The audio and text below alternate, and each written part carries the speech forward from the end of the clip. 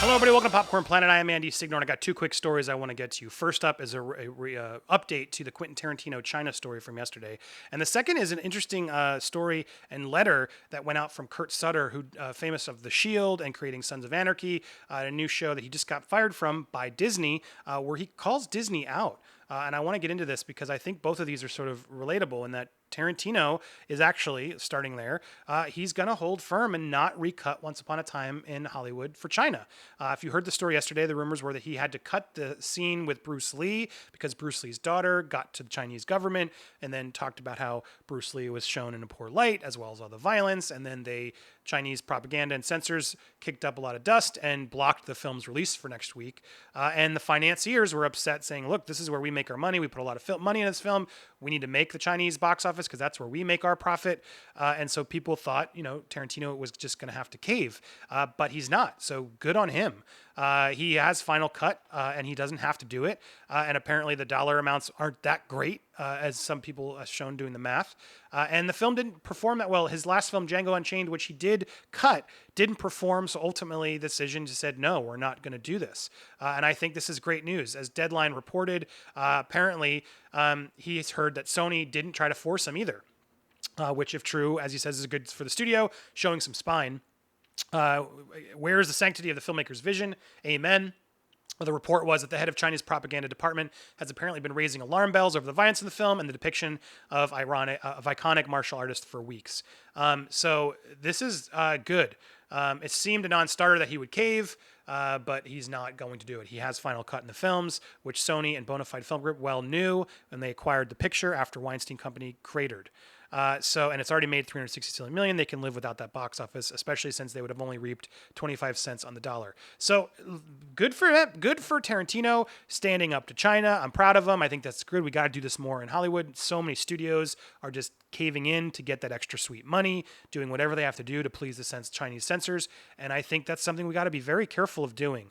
It's not to say you can't release films in China, but we shouldn't be bowing down to their government and changing these filmmakers' artistic visions just to make a few more bucks.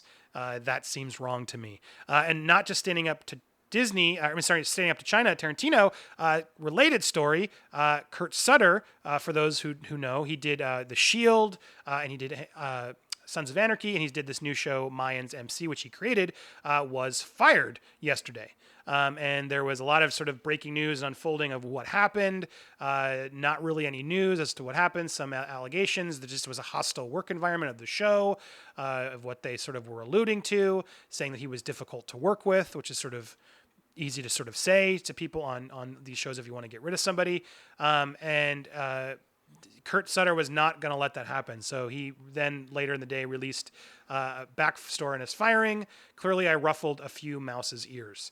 And he's not one to mince words. He is one who's pretty aggressive. And he's known around town for being difficult, passionate, whatever you want to call it. I don't know the guy. I haven't worked with him. I don't know how bad it is. All I know is I'm hearing Disney suits saying he's difficult to work with, and there were complaints. And now I'm reading this letter, and it's hard to not think that this letter doesn't have some truths in it. He wrote, it also didn't make sense because he was barely on the show this season. He attached myself so much. He was there apparently only 3 or 4 times the whole shoot. But he went on the key parts here. I felt the creative scrutiny of Disney from day one. Notes on scripts and cuts have been heavy-handed, demanding a level of dumbing down story and inane PC restraints like I've never experienced before. I genuinely feared for the creative future of the storytelling, so I pushed back hard.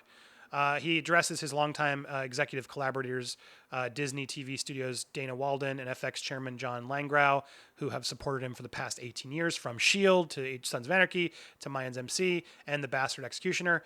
He went on to write, what pisses me off, what hurt the most, is that John and Dana sat across from me and cited a summary of a slanted truth formulated by lawyers and clerks. The truth is the suits wanted me gone. I stepped on toes and bruised egos, and in this Disney regime, I'm dangerous to the wholesome brand, and clearly not worth the trouble. So 18 years of friendship, loyalty, and producing quality television was flushed down the drain. They threw me under the effing bus.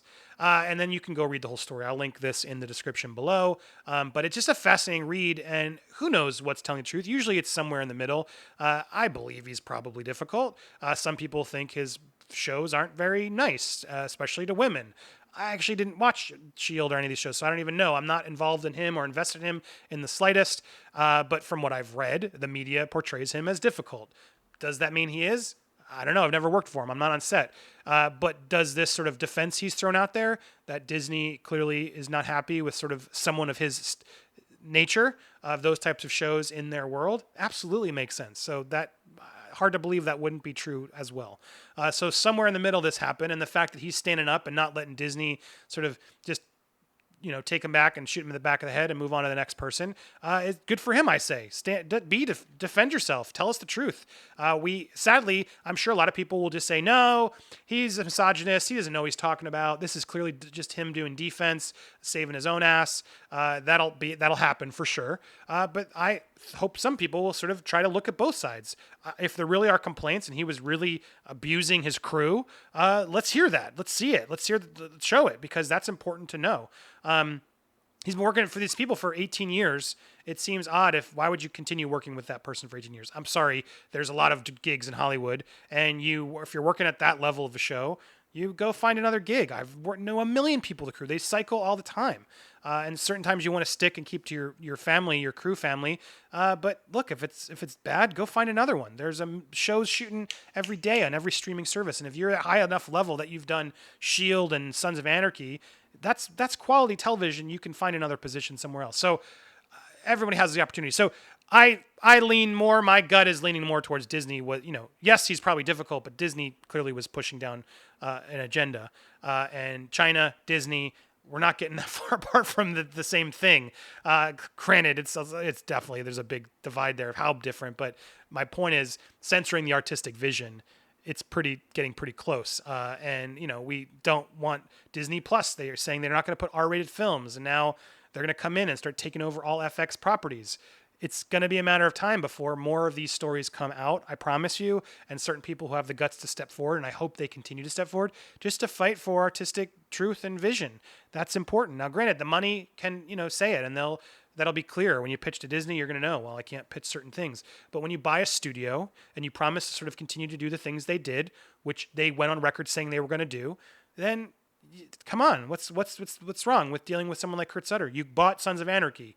You bought the guy behind Sons of Anarchy. He's there.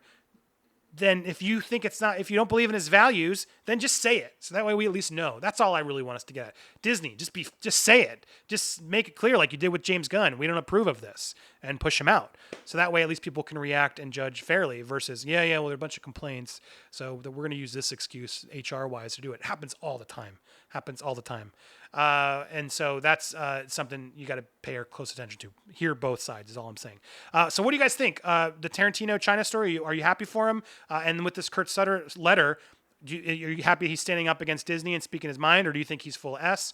Tell me all your thoughts down in the comments below, or hit me up on social media. I'll be back with more videos this week. Always, please stay tuned. Watch the content. The algorithm can crush us. I literally am told that some people don't even get the notification until 4 or 5 days later, even though they've hit the bell. So please do what you can. You can follow me on Twitter to get alerts on all my videos as well. So thank you so much if you've gotten this far. You're watching this video at the end and supporting. I really value you out there. Thank you so much. I'll keep at it. Have an awesome weekend, and we'll talk soon, everybody. Bye.